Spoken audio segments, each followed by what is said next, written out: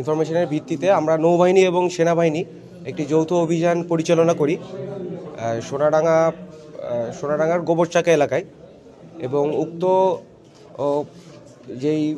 উক্ত স্থান থেকে আমরা পলাশ তালুকদার ওরফে চিংড়ি পলাশ এবং তার স্ত্রী তিতলিকে আমরা তার বাসস্থান থেকে আটক করি। চিংড়ি পলাশ বর্তমানে খুলনা শহরের একজন শীর্ষ সন্ত্রাসীর তালিকাভুক্ত একজন, এবং তার নামে একাধিক মামলাও থানায় রয়েছে। তাছাড়া আমরা আরও জানতে পারি যে তার স্ত্রীর সাথেও বিভিন্ন গ্যাংয়েরও অনেক সম্পৃক্ততা রয়েছে এবং সেও অনেক সন্ত্রাসী কর্মকাণ্ডের সাথে জড়িত।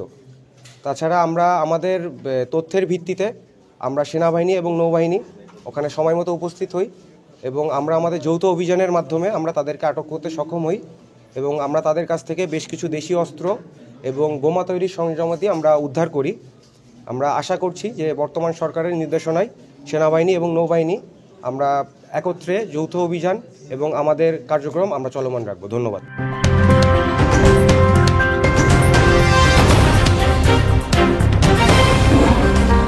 Voice of Tiger.